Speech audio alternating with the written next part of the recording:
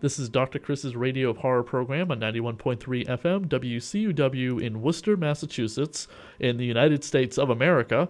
And we have on the show with us two fantastic special guests from what I believe to be one of the best comedy horror television shows in years. Andrew Rosen and Charles Pico, who were both worked on the TV series Todd and the Book of Pure Evil. Andrew was the producer, and Charles is the co-creator of this phenomenally successful show, in my opinion, but unfortunately was canceled after season two. But however, due to strong fan demand and the just a small voice can be heard in a large world of movies, television, and media. It is going to be continued now as an animated film coming out in, I believe, 2014, 2015. Thank you for coming on the show with us, guys. For sure. Thanks for having us. Thanks for having us. Thank you very much. Guys, why don't you go over a little bit about what Todd and the Book of Pure Evil is for anyone not familiar with it, first of all, because it was kind of unknown here in the States, and a lot of people I talk to about it scratch their heads and go, wow, that sounds really cool. What channel is it on? And then unfortunately I have to bow my head and say, well, Charles, why don't you talk about what the plot is, and I can then say why very few people have found out about it yet. Oh, sure. Todd the Beer was about this 16-year-old middle named Todd Smith, who is kind of the resident loser in Crowley High. In order to sort of win the girl of his dreams, Jenny, who's kind of like this sexy indie rock girl, he stumbles upon this ancient book called the Book of Pure Evil that was apparently stitched together with the foreskin of Judas. And essentially the book will make any of your wishes come true. But the unfortunate part is that your life is going to end up much, much worse. Of course, Todd doesn't know this when he uses the book. And he wants to be a heavy metal guitar god after he and his buddy Curtis fail miserably at battle bands. So Todd uses the book, becomes this amazing guitar player, but of course becomes possessed and corrupted by evil. And then it's up to Curtis and Jenny and eventually science nerd Anna to sort of save Todd. And then from there, the gang sort of fight the book every week. Every week, a different kid finds the book to solve their petty teenage problems. And it's up to Todd and the gang to sort of fix the situation and banish the monsters and all that. And they're also having to deal with a satanic cult that wants the book, that used to have the book but lost it, and now are determined to find it. And they have a mole in the school in the form of a incompetent guidance counselor by the name of Atticus Murphy. So he tries to infiltrate the gang and try to steal the book back, and eventually goes through his own journeys and battles and sort of that's sort of the main arc of the first season. And also Todd discovering his destiny, that he's somehow connected to the book. Which we also find out a bit more through, there's other main characters like the metal dudes, who are kind of yes. a wise, mysterious trio that hang outside of metal guys with white high tops. And then of course Jason Mewes plays Jimmy, who's the sage in all this, if we may. He's the janitor at the school, and he gives Todd usually dubious advice that sometimes works and sometimes gets them into even more trouble. Yeah, and also to the metal dudes, I should have mentioned, the metal dudes are the ones who've turned Todd onto the book. So we never know over the course of the first season whose side they're really on. And we also learned that Jimmy has more of a connection to the book and has sort of a shady history himself. So it's that kind of series. I mean, it's kind of raunchy, South Park potty humor.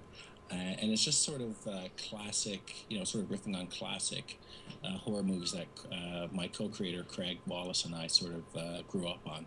At the same time, sorry, go on. Oh, no, I was just going to say with a touch of sort of John Hughes, Breakfast Club kind of... That's exactly what I was going to say. It's like, yes. The characters are really relatable, even though they're in insanely bloody and crazy monstrous situations. There's still a humanness to them. It's not... for some reason it's weird. They're not over the top characters. They're actually very relatable human characters, and so especially by the end of season 2, we're just seeing all their. It's almost like Dawson's Creek. Their relationships breaking, and you just really feel for them. So, and then in terms of where this show has been, we're from Canada, and we made this for Space Channel in Canada in 2009. We did the pilot. And then eventually we shot the series in first season in 2010, and then sold it to FearNet in the States.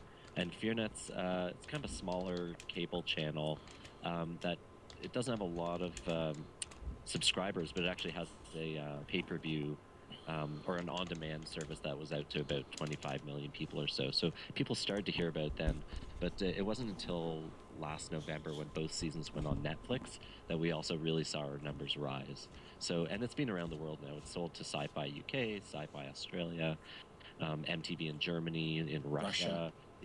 Scandinavia. They like their metal there.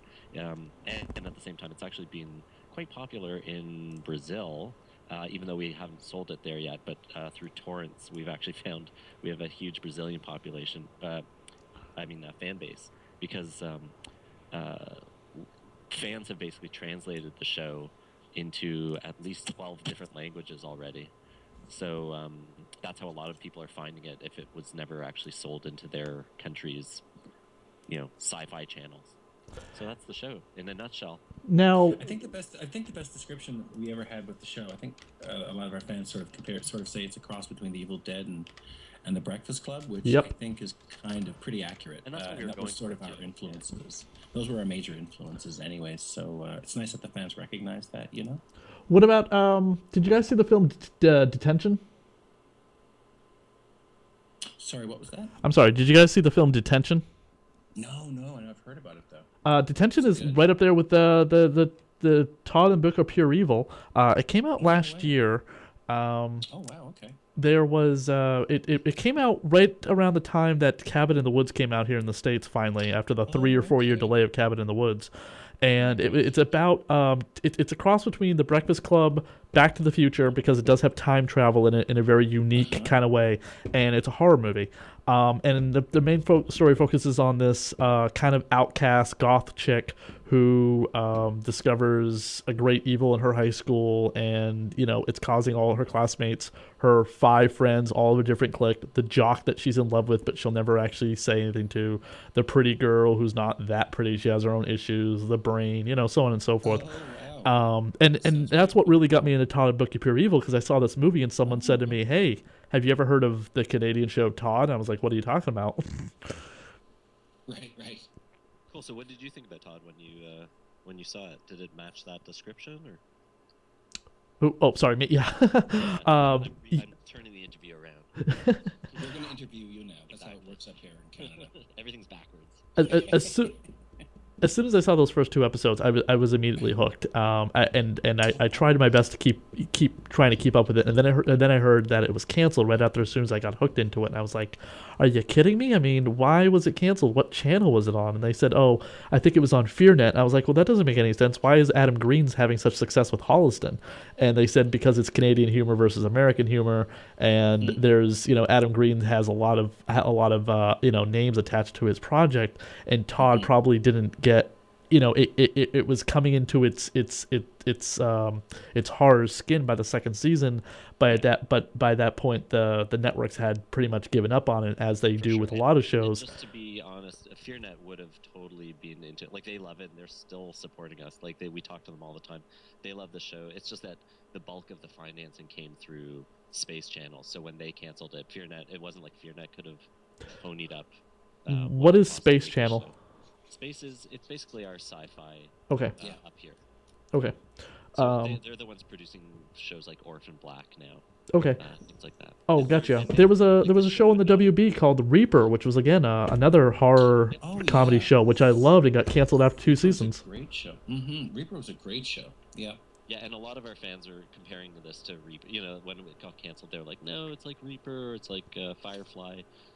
Because Reaper, it shares. We share a lot the Kevin Smith crowd because of Jason Mewes as well. And What was Jason Mewes like to work with? Because let me tell you, the first time I encountered him, he comes up to me after hanging out with my co-host. I had a female co-host at the time, and he says to me, "Hey, so you're Dr. Chris. You do this radio show. Let me ask you a question. Are you effing your co-host on the side after the show's over? Because you can tell me, man. Because I just want to know if you're effing your co-host." Yeah, that's him in a nutshell. Although it kind of depends when um, you saw him, because in the last year and a half, since he's been doing his podcast and finishing up with Todd and everything, he's really been a lot more responsible in being and producing things. He produced his own animated film, and he's just a great, sweet guy, and always wants the best for the show as well. And he had a great time on the set. We had a great time with him. He was actually really professional. When we first had him on, we didn't know what to expect, and he definitely has a lot of energy, but it's great because he just gets the crew all riled up as well. I thought he nailed it. He had a great, because we kind of wrote the character specifically for Jason, and he nailed the comedic parts that needed to be nailed, but then he and the raunch and all that. But he had this Jimmy's kind of a really laid back Zen type character, also, And I thought Jason just nailed that. Some of the nice, especially in season 2, which I don't think you saw. Yeah. Especially in season 2, there's some really lovely sort of, I won't call them dramatic moments, but sort of like. Well, in the last episode, for sure, there. I guess, yeah, that's true. It is quite dramatic. And his scenes with Todd, Alex House, the actor who played Todd, are just wonderful. So yeah, Jason, I thought personally Jason was just awesome to work with. And it was really important for us to make sure he wasn't his Jay persona. Even though he's so dope, it's more that he's like the wise sage, and mysterious. So, but he has some of the best lines. This was in 2009. You asked when I met him. It was about 2009. Sorry? You asked when I met him. It was about 2009. Okay, yeah. So really, since then he's sobered up a lot, but he's it's really interesting. I don't know if you've been following his whole the Jay and Silent Bob podcast and everything, but off and on. It's really an amazing turnaround in his life. He's really taken a lot of responsibility and he was. He was sober in 2009. He had he had 3 12-packs of Red Bull with him because he said this is his new addiction is Red Bull to stay away from drugs and alcohol. He said he pounds down energy drinks to help him get through it, and he's still doing it as of he was still doing it as of 2009. I don't know what he's doing today, but we gave him a lot of credit for finding a new sugary addiction. Yeah, it's a better addiction for him. So, and his new addiction now is just working and doing podcasts and things like that. It's really great. And he was inspiring. I know Todd, Alex, who plays Todd, always says, it was a dream for him to work with. He was his hero when he was growing up. So it was just, I don't know, he just fit in really well. He wasn't there the entire time. He'd kind of come in and out because he wasn't, didn't have the largest role. So we kind of tried to keep his. We shot it in Winnipeg, so we maybe bring him up 2 weeks at a time whenever he had needed his scenes done. I remember just when we told him about his backstory, the mythology of Jimmy, he was just over the moon. So he was always a great champion of the show. I mean, and he's a fan of the show too. Yeah. And a major fan. So yeah, he's just awesome. Yeah. What's going to happen with the animated movie? What's the story behind that? So we got canceled. Or we like to say we didn't get renewed because we're the only ones who can say we're canceled. Because we won't tell you the ending, but in season 2, there's the last episode has 3 major cliffhangers that were jaw dropping to our fans. They were just when we premiered it, Twitter was lighting up about it in Canada because there's some major turns of events there. And so then when we got canceled in April 2012. Me and the other producers, we were we really want to get this going. We want to try and figure out how to do a season 3. It took us the whole year. We went through everywhere. We went through Netflix, Hulu. We just tried every broadcaster in North America. And it's hard once you're kind of dropped from someone. It's and they weren't showing your first 2 seasons. It's hard to kind of get someone on board. And also, this is a pretty niche show. Yeah. So So basically, it took us the whole year, and then we said, you know, if we can't get someone within a year to help finance the third season, because it's an expensive show. Also, we didn't want everyone's like, why don't you do it as a web series? And we're like, no, it actually we want to kind of keep the quality that we gave in the first 2 seasons. So basically, we just said after a year, we want to make sure we wrap up the story because the fans want to know what we had in mind, what Charles and Craig had in mind for the end of the show, what it all adds up to. So we decided late last year to do an animated feature if we couldn't get the funding going, and we decided to do an Indiegogo campaign, which is another version of Kickstarter. So basically, what was it? 20 days ago, we launched a Kickstarter campaign to raise just $75,000. And I know it sounds like a lot, but it's actually small for an animated feature, just to really get us started. And we try to figure out other ways to fundraise. And I'm proud to say, as of today, 20 days into our 40-day campaign, we actually reached our goal already. We're at 77,000 now. So this is an ongoing story. We're trying to raise more money because the more money we can put into it, the better it'll be, and the faster we'll be able to crank it out. Now, is that 77,000 American or Canadian? Oh, I can't remember. It's almost on par though. It's I think it's Canadian actually. So yeah, it's actually Canadian. Canadian Tire money. I for some reason I thought we were trying to raise 10 million, and right. and five of that would go into Craig and I to write it. That's right. So I've obviously been misled. So yeah. I just don't know what to say anymore. My dreams are dead. Well, 10 million will get you in a ton of theaters here in the States.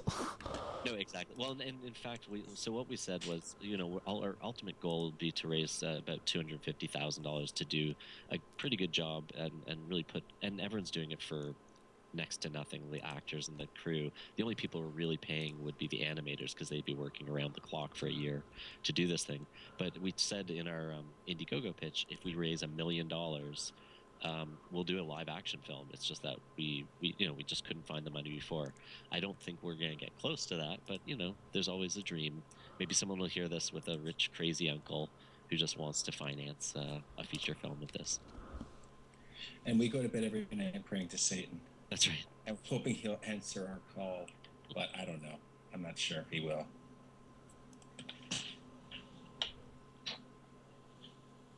What's the you guys have incentives if you can still contribute to the fund, which is still going on right now, even though you reached your goal, you're still you're still taking in more money. What are some of the incentives for people to donate? Yeah, for sure. Well, so I'm not sure when this is airing, but the campaign goes until June 8th. So if this is still going on, you can, for $13, you get a Crowley High digital diploma with your name on it. For $25, you'll get that plus an HD download of the film when it's done. For $66, you'll get some animated cards, drawings of each of the characters. $150, you get a poster, an original limited edition poster signed by the creators. And then we keep going up. So at $666, you get a whole boatload of things signed by all the cast, Jason Mewes included. And then the cool thing is when you get up to $1,000, we call that the Monster Fat package. You can get an animated version of yourself drawn into the background of the movie. And then the even cooler one is that $2,500, that character will get murdered on screen in a really gruesome fashion, which we've already had 5 people sign up for that one. Oh, really? 5? Hey? Yeah, wow, that's awesome. And it's interesting. Like, people love the show because of the fun way people are slaughtered, and it's always done in semi-good taste. So those were some of the most fun things to write in the series. Was just how are we going to kill off our characters? It was actually just some of the most fun we ever had working on the show. Just sort of trying to figure out a really, really inventive, cool new way to kill an annoying teenager. Yeah, it was awesome. Well, sometimes they're not annoying either, right? Like, no, some of them were tragic. I know the first time, one of the first kind of on-screen deaths we filmed was for Gay Day, actually, and I remember when we did it, and they had a blood cannon, and I think there was a small button and a big red button, and they hit the big red button, and it just exploded everywhere. And that's when I think all the cast and crew realized what kind of show we were making, because that's when they're tearing some kid limb to limb, who was just trying to reason with everyone. And we're just showing that the mob mentality is just insane. But when they hit that red button that just covered the entire cafeteria in blood, I think we knew at that point we were onto something cool. Yeah, definitely.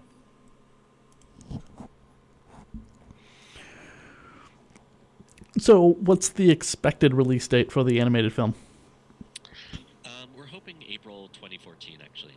The more money we can raise, the more animators we can hire, and they can work around the clock for the next year, basically, to help us get it done.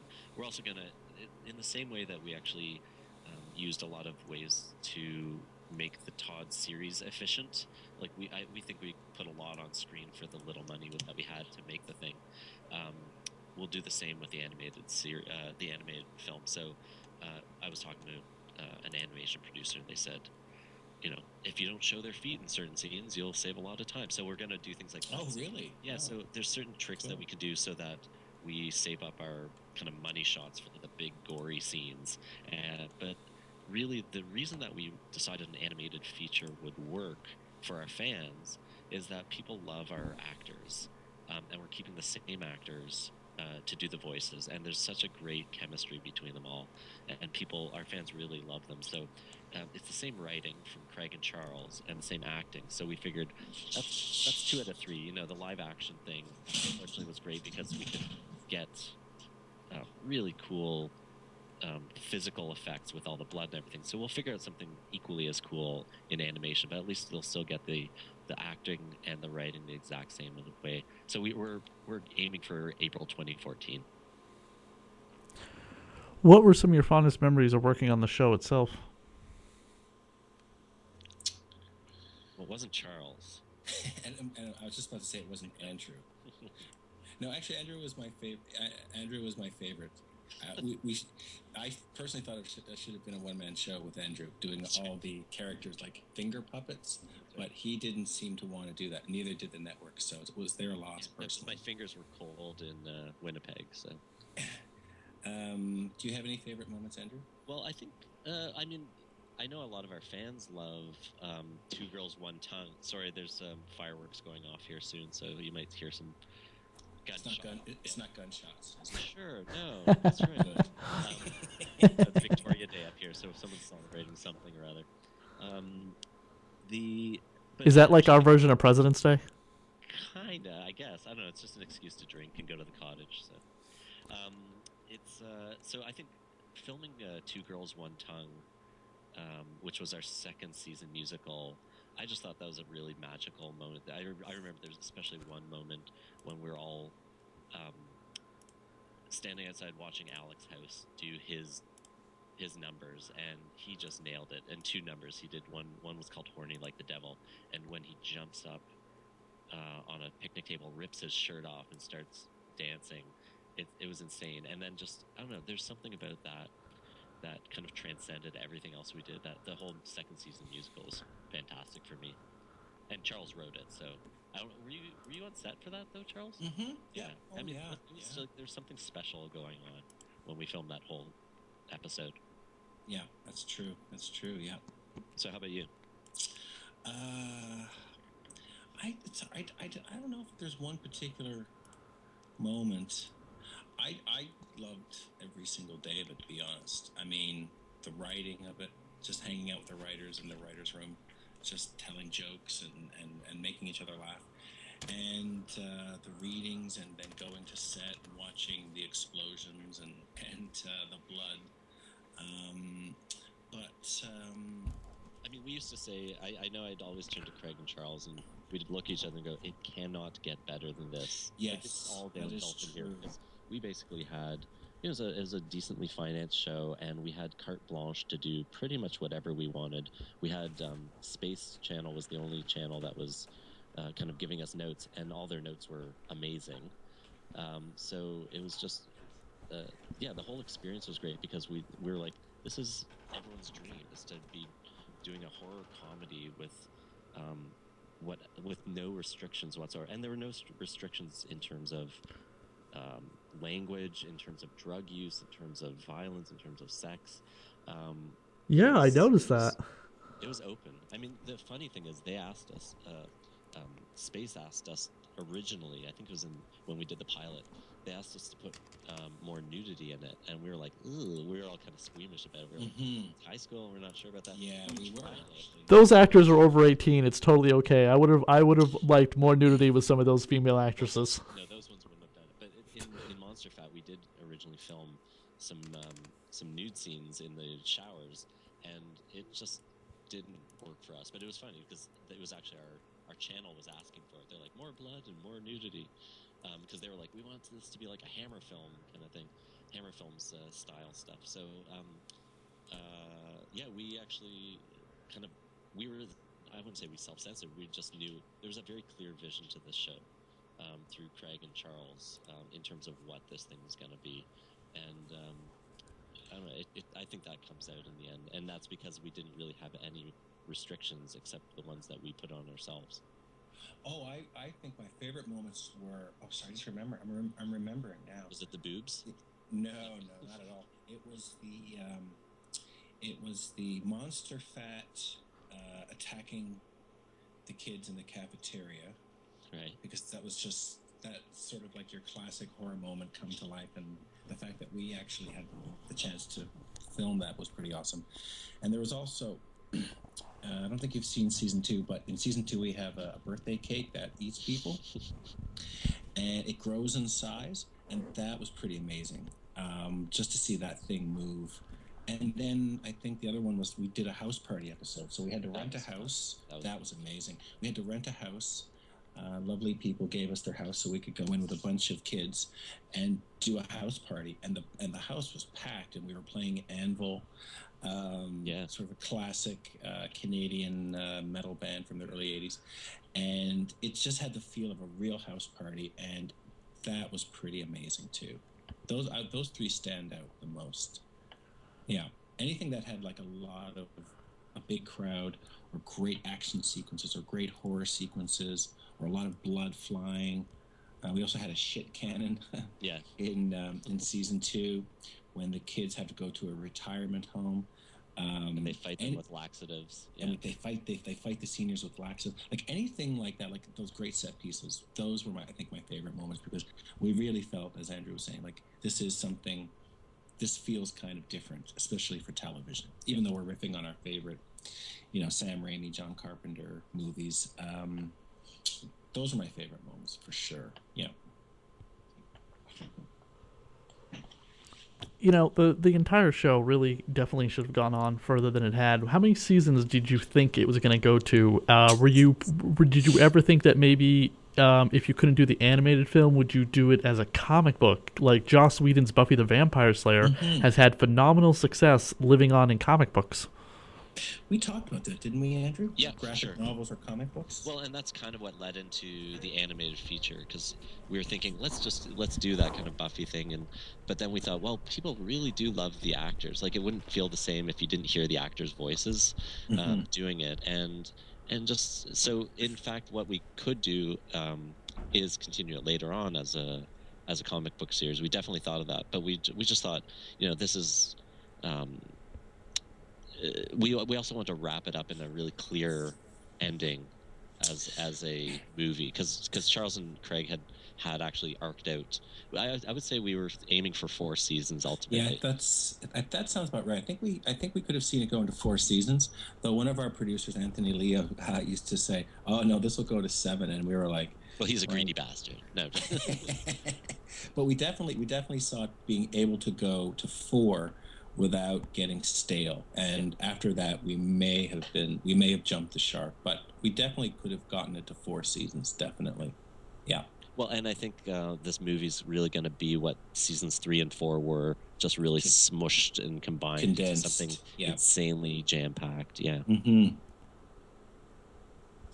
I just hope we don't disappoint the fans. That's all. We will. We always will. We will. That's true. But we want to make the fans happy, because they're such an amazing group of people, and just got behind the show in such an amazing way that we certainly don't want to disappoint them. For sure, and we're doing this for the fans. Like we would not be, we all have other lives and careers that we want to go on to, but we just didn't feel it was right to have the fans on the edge of their seats with this cliffhanger when we actually know what's going to end up happening.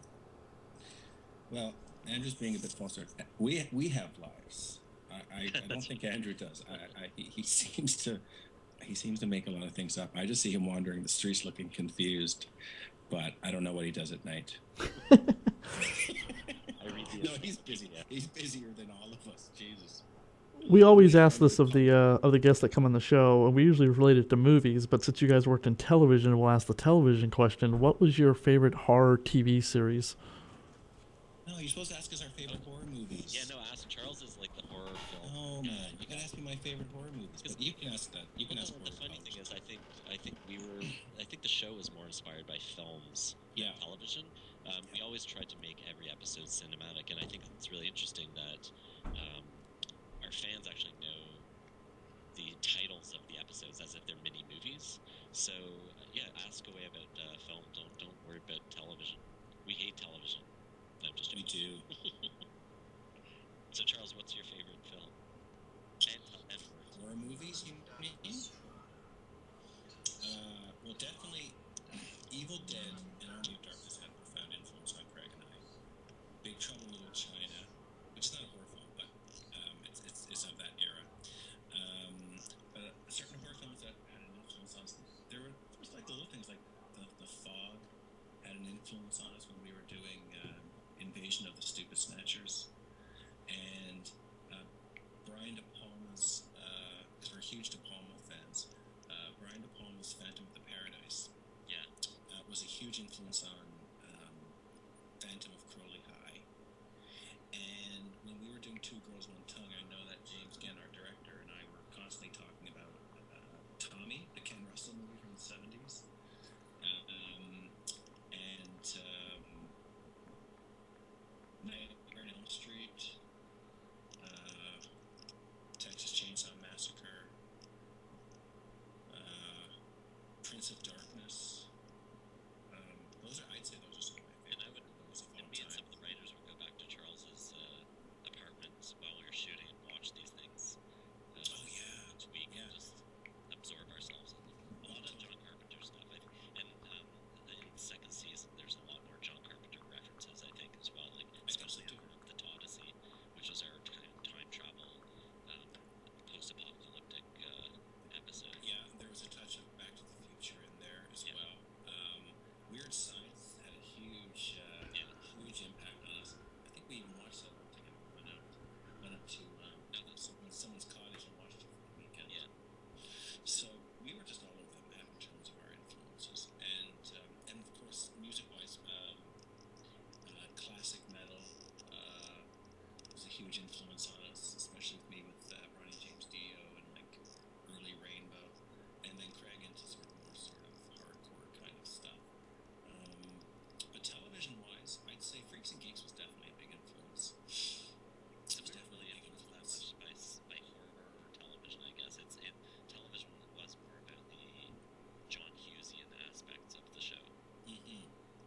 Yeah, and also Strangers with Candy. I think Strangers get touched out in terms of the tone of the show.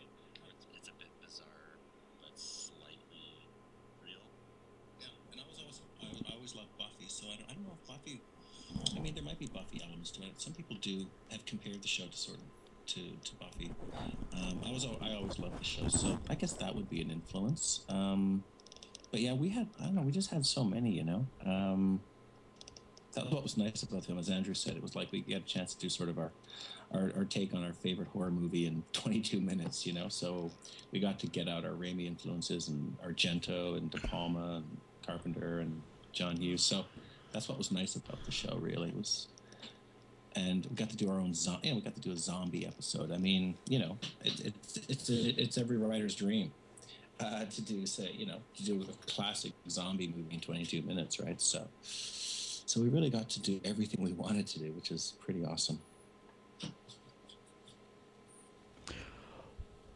Well, guys, I really, really appreciate you guys taking some time out to come on the show with us. It's been great and a lot of fun, and I definitely want to have you guys back on once you are about to release the animated film, and we'll probably air this around the time the DVD Blu-ray of season 2 comes out, which you said is on June 8th. June 8th is when the Indiegogo campaign ends. Oh, okay. June 30th is when season 2 comes out.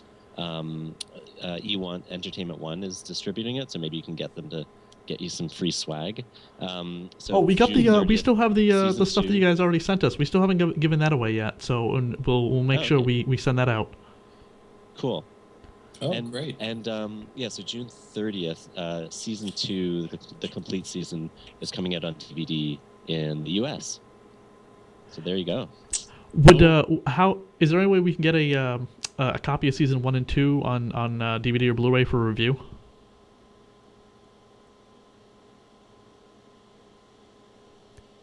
I don't know if you guys heard me. One hasn't done any Blu-ray, so it's just DVD right now. DVD, sorry. Yeah, I know. We have nice copies on our computers, but that's the only pristine copies, unfortunately. But it's still very enjoyable on DVD. I'm sorry I didn't realize that. I'm so spoiled by everything that comes out here in the United States. It's not a Canadian thing. It's just they don't want to spend money on us kind of thing. That animated film is going to be phenomenally successful, and they're going to turn around and go, "Holy crap! We need to do like what happened with Arrested Development and go viral with a TV series." No, exactly. Well, that might happen. Now that our Indiegogo campaign's actually hit its goal, it's going to go beyond that. It's the kind of thing where it's a bit of market testing, and it'll show Entertainment One, and it'll show some of our broadcasters, hey, the audience is out there. We're not lying. Whoa. Okay, I just got shot. No. That's what the Indiegogo campaign's also for. It's not just to raise money; it's just to raise awareness of the show itself. Well, we'll definitely still give away those prizes that you guys sent us. The digital, what was it? The digital diplomas. We still have those to give away. We were waiting to get towards the end of the month to post about it, and so we'll give those away to 3 lucky contestants. Cool. Digital diplomas. That sounds pretty cool. Can I get one, Andrew? You have to earn it. So, Okay. But who did we contact about getting the season 1 and 2 on DVD for review? Just email me. Okay, we'll do, man. Hey, guys, again, I really want you guys to come back on the show when you guys get closer to completion of your animated film. Definitely.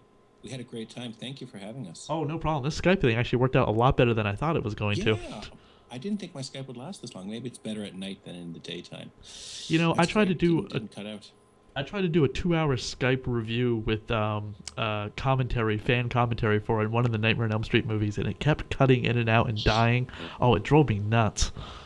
Oh, really? Hey. Yeah. Cool. And if you guys could get some of the actors to come on the show, that would be fantastic. That would be a lot of fun as well to have them, especially Todd himself, to come on and talk about everything.